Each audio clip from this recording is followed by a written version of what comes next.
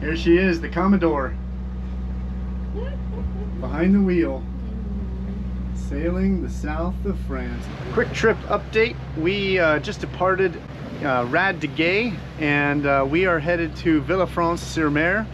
And Nicole actually got us reservations to, where are we going, hon? It's not confirmed yet. Les garçons.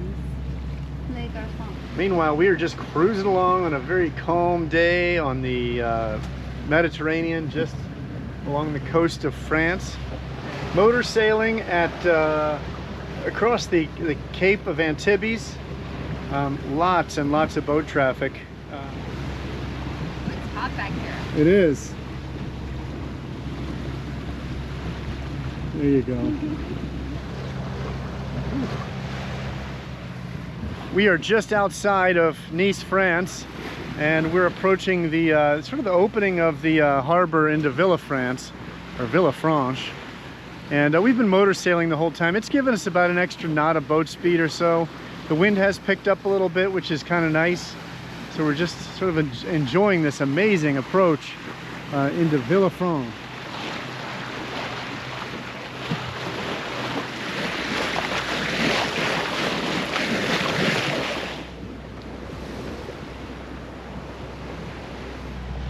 I'm always amazed at how neatly the lines are organized on this this Hallberg Rassy 44. Everything that is running under the coaming fits neatly in this little box. So this is, right now it's hooked up to the outhaul line. This is the vang. This is the main, which is always in there, and then this is for the code 0. Approaching Villefranche. I've got port side bow line, hoping for a port side fuel berth, and then I've got both stern lines ready for the mooring. And those balls are best at the back. They give you, good protection. And then you want some tall ones here for the sides and 2 up front. So 2 up front, 2 in the middle, and then 1 in the back. So it's eight total mooring buoy, or 8 total fenders here. Look at that slide. Okay, Villafrance is gonna be. Okay, so I am out of breath. We are moored in Villefrance Marina. They do it a little different here, and it's a little harder to figure out because I don't speak French, and the guy who showed me this or hooked me up here didn't speak English. And you secure these stern lines. That's the first thing you do when you're doing the med mooring, is secure those stern lines. And then once you have the stern line secure, you put it in forward, keeping these guys tight. It turns out we're lucky we're at the perfect distance right here. Then they, at least in England and Spain, they would give you 1 slime line for the one side and then 1 slime line for the other side. In France, they give you 1 slime line and you're supposed to pull both up. So now we're moored. All I need to do now is lower the dinghy, and I'll lower it down just to the top of the water, and then we'll lower our passerelle and we'll be able to get out of here.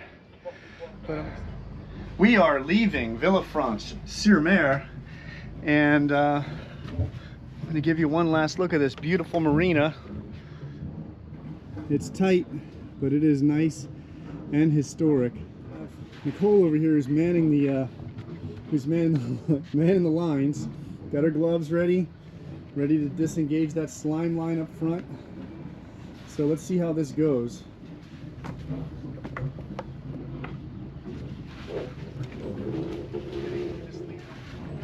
Okay, watch them sink. Have they sunk? They have. I don't see them in the water. Yes, you just dropped both the slime lines. We watched them sink, and gosh, look at this. So again, when you release both the stern lines, the bow line then catapults you forward, and we're just drifting right now.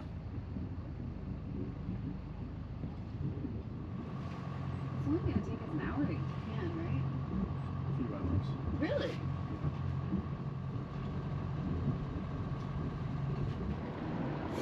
We walked from all the way back there, around, and down this wall, and around, just to go to the town.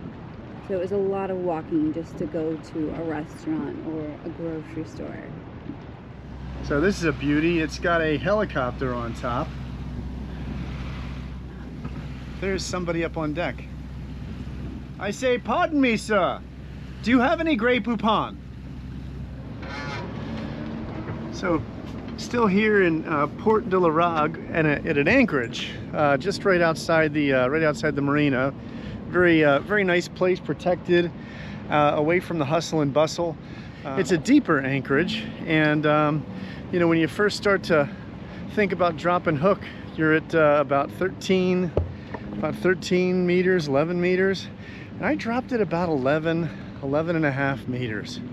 And you know, it comes with a 60-pound ultra anchor, and I actually put out about just over 40 meters of chain. And I've been placing waypoints where the boat has been, and you can see right here, this is where I initially anchored. Then it sort of drug back here a little bit closer to the that 10-meter line, and then I let out some chain, and this is where we are now. So we're just sort of hugging this 10-meter line, so I'm pretty satisfied with it so far. You know, it's just one of those things with, you know, living on the boat now for the last 3 months. You just get used to just sort of watching the position and checking on the holding. It's always seems to always be the big question, is how well is the anchor holding, and are we dragging? Cannes is right that way, where the big cruise ship is sitting out in front of the harbor. That's about a half an hour Uber ride. And you know, we got some winds too. We got some Hobie cats out in the harbor. It's a nice day.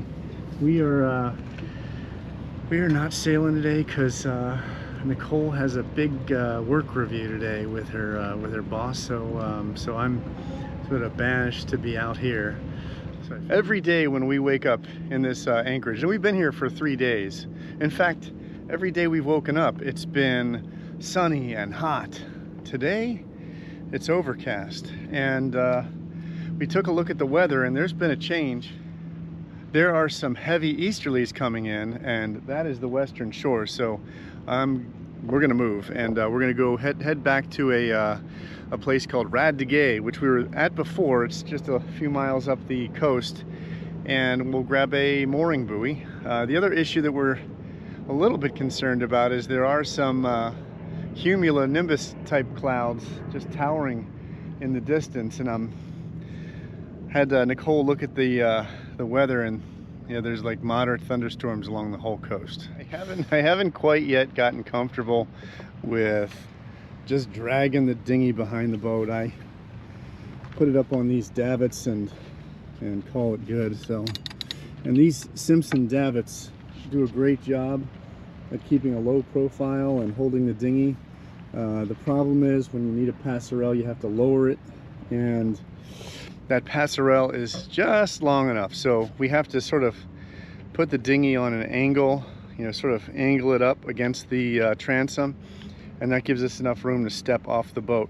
The other problem that I've noticed with the passerelle setup on the Hallberg Rassy 44, now that's an extra passerelle you get, but look where the hole is. And you've got, you know, my foot is about a foot, so you've got a foot of space here, and you can see where the passerelle sort of rubs, but this is a pivot point, and so if your passerelle is real low, it's going to pop right out of this fitting and become dangerous. We have 8 knots of wind, broad reach, just enough to keep the Genoa full, and at least in the Mediterranean, you know, for these short little shoestring hops, the motor sailing seems to be the predominant mode of transportation. Well, that's a bit discouraging. Our first choice for where to moor during this wind and Storm is not accepting boats of our size. So we're going to keep on going down the coast until we find something. I don't know if you're thinking about getting the hardtop, but if this isn't a reason to get one, I don't know what is. But it is raining pretty steadily out there. We've got the front window open, a nice cool breeze coming through. We are not getting wet. We are both on our computers getting some work done, and I do have the bimini up so you can see how that works, and it does overlap maybe an inch so the rain does come down. That's why I have this towel here, but we do have space right underneath here that stays nice and dry, and you can see based on the seats that we've got the dry area and the wet area. So I mean, you can fit a person and a half right here, 2 people. Well, we left a beautiful marina, Port Saint Lucia, and we're headed to Saint-Tropez. You know what I think of when I hear Saint-Tropez?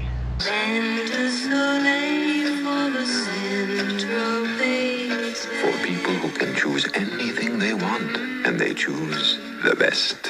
For the Saint-Tropez tan. Anybody else grow up in the 70s and the 80s? Well, this is a hell of a treat.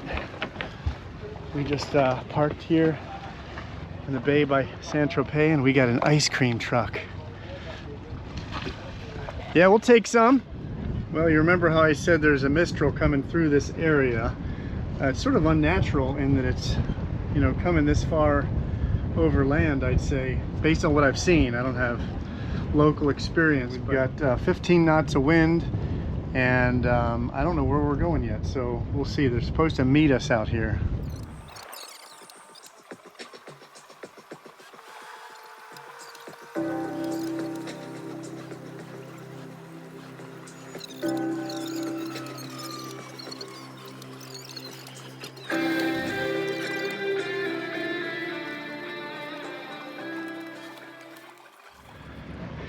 Well, that actually felt like a gift. The queens of the captainry blessed us with a double wide spot, and these buildings shielded us from the wind. But the Mistral is going to be coming from that way, so I anticipate there's going to be a lot of force pushing us back into this dock tomorrow. So what I'm going to do now is throw it in like full reverse and see how far back we go. Here's one click reverse. Nothing's happening. There's a little bit more reverse.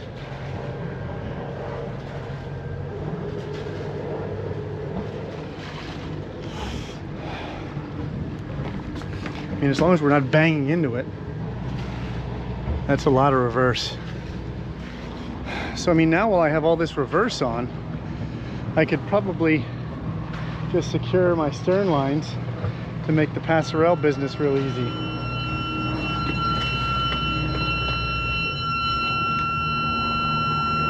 Oh.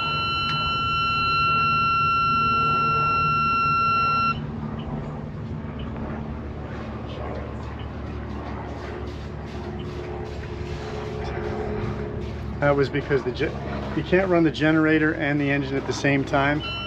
And Nicole has the generator on. So I'm going to turn Nicole? Drat. So I'm going to have to redo that whole exercise with the generator off. And we'll try it again. Well, we're not breaking any speed records here, but we are in the Gulf of Saint-Tropez. And we are weaving in and out of super yachts.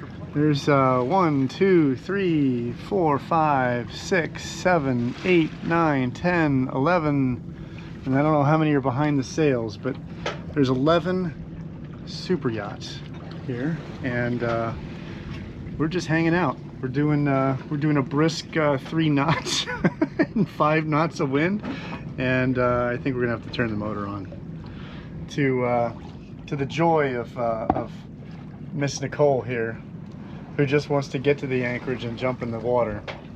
It's a beautiful day here in Saint-Tropez. We are rounding the Cape of Saint-Tropez right now, And yeah, it's just been a killer morning of good winds. 14, 15 knots true wind speed. We did some upwind sailing to get out of the bay or the Gulf, and now we're on a broad reach headed, I don't know where we're headed. We're headed around the corner here. But there's apparently a nice little beach right out here with some restaurant 55 or something like that that's supposed to be decent. What is it? It's Le Club 55. So it's where the celebrities go, so that's where Nicole wants to go.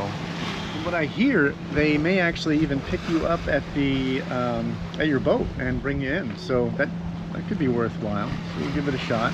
Weather looks good for this region. Down further to the east, the Mistral is just raging, and I'm dealing with a dilemma.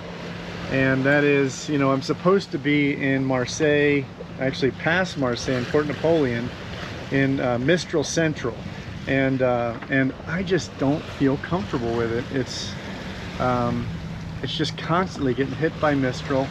I do have a slight weather window to sort of tuck in there, but we'd have to tuck in there a week early, and so I think we're working on getting a spot here in Saint-Tropez at Coquelin. I'm just waiting for them to call me back and give me a quote and you know, have some work done. What you eating, honey? Yogurt. Oh, nice. Nice gentle sail, 11.5 knots of wind. We're doing 6.25 knots, and everything looks good.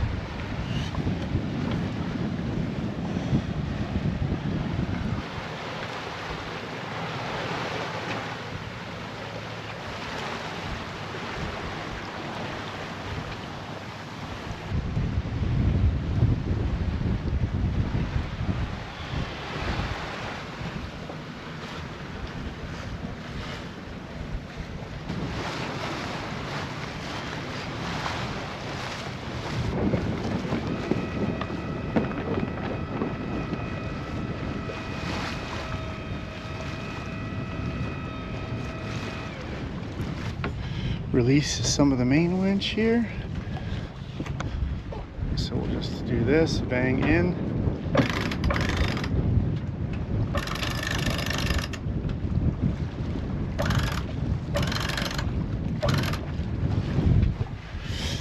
Release the out haul. Okay. So that's on the winch, so you're just keeping some gentle tension on this. You don't want it to just flog, but you create a little belly in the sail.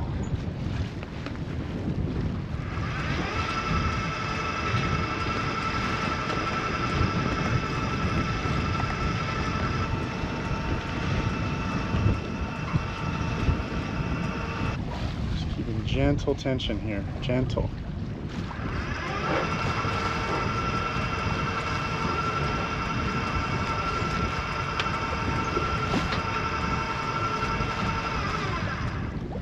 Now that it's in, I wrap that out haul back on the secondary winch, and we'll give it a little, just to tighten that up a little bit, so it doesn't, so you don't have ropes slap it against the boom. And that's it. It's as simple as that. It's like a jet ski party out here. Look at this. Nicole reminded me of the comedian that said, who said money can't buy happiness? Have you ever seen a jet skier? They're always smiling. For 60 bucks an hour. That's just debris. I just jump in and it'll go out. There she goes. Oh, it's icy here. Is it? Yeah. We love our sun chill. Sure do. We've used it just about, we've used it every single anchorage. It's the only way to, you know, to just really lounge out in the water. It's absolutely perfect.